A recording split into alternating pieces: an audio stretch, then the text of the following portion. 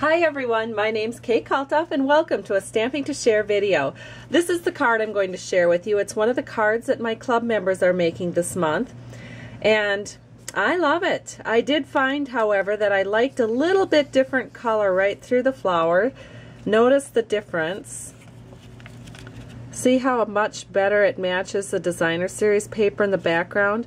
I did a couple of things different. On this flower I used full strength crisp cantaloupe as my base flower, and then to highlight the flower I used Calypso Coral. And then I thought, you know, it's just too much the same color. So I decided to go ahead and I used the crisp cantaloupe stamped off once, and then I used Tangerine Tango over the top, and I like that look better. So I'm going to show you how I did that. And the first thing that we're going to do is we're going to need a piece of Smoky Slate cardstock from Stampin' Up. I cut it at 5.5 by 8.5 and I scored it at 4 1/4.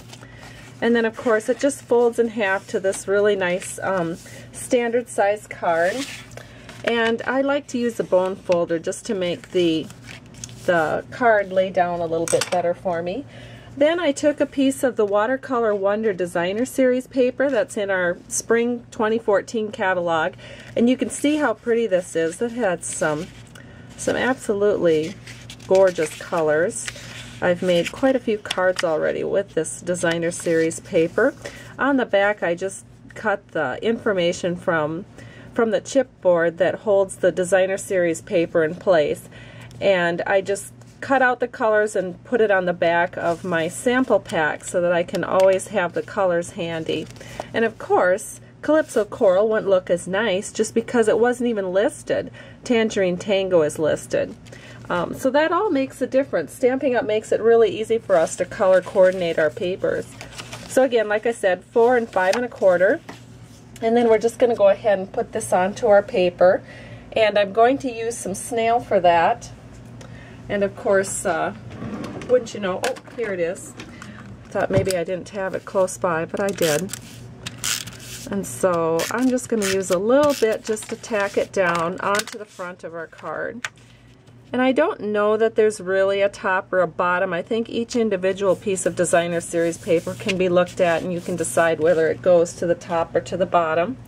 And then I have a 1/2 inch by 4 inch piece of designer series paper, and I'm just going to put that on the inside of the card.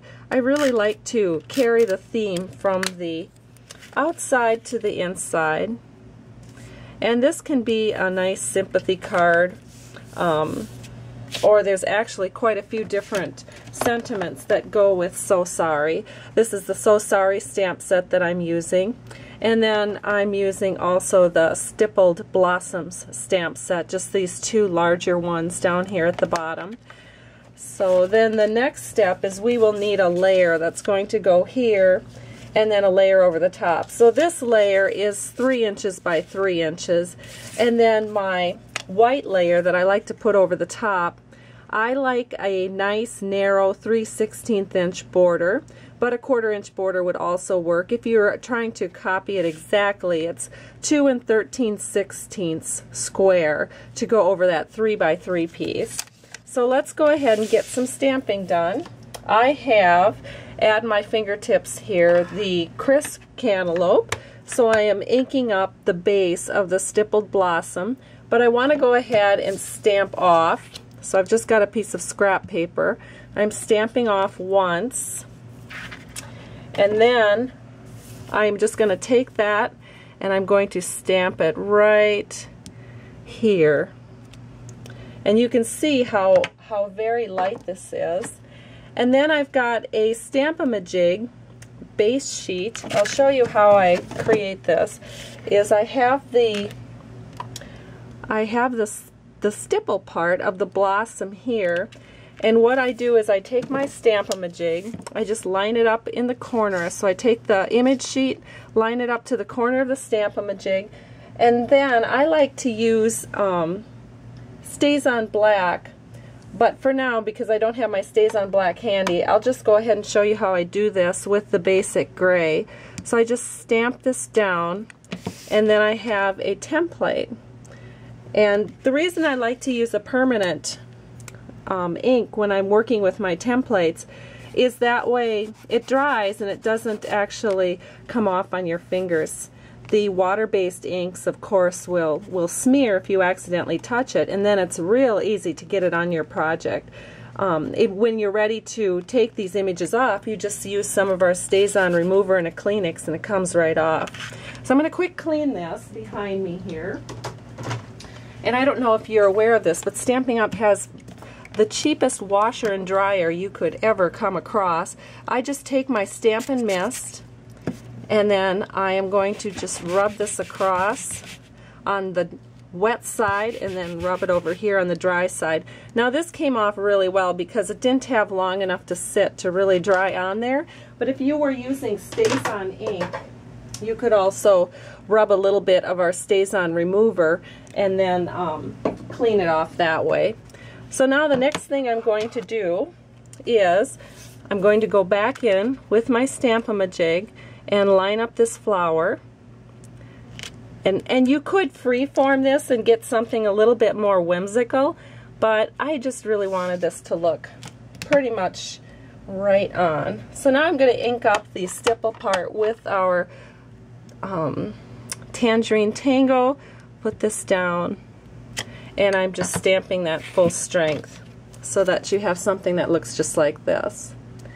The next step is to stamp our sentiment. So I have the So Sorry inked in basic gray, and I'm just going to stamp the So Sorry right like that. And then of course I would like to put For Your Loss across the top of the So Sorry. So again, I'm just using my Stamp-a-ma-jig. I've already put the image onto the image sheet, and I'm going to take my Stamp-a-ma-jig, line it up, put it into the corner like so, move it away, and then I have my So Sorry. One thing I do is I don't like to put the words onto my stamps, so I just put them straight onto my clear block. They stick better that way. It seems to work better for my customers. But so that I don't stamp it upside down, I like to put a little arrow like this just so that I know which side is up. And down it goes. And we have it stamped beautifully and perfectly. Love that when something can be perfect. There's so few things in my world that are, so it's fun when the stamping turns out like that. Now I'm just going to go ahead and put some snail on the back. I'm going to line this up with the 3x3 inch square. And then the last thing to do is to just put this onto my card. I'm going to use some dimensionals for that. I think about 5. One right here in the middle. Take the little peelies off the back. And we'll put this right onto our card. And then we have a real nice, quick and easy Sympathy card. And we'll just center that in so that these 3 sides are about even. And you have an absolutely beautiful Sympathy card. Hope you're having a great day. Thanks so much for stopping by Stamping to Share. I truly appreciate you. Bye-bye.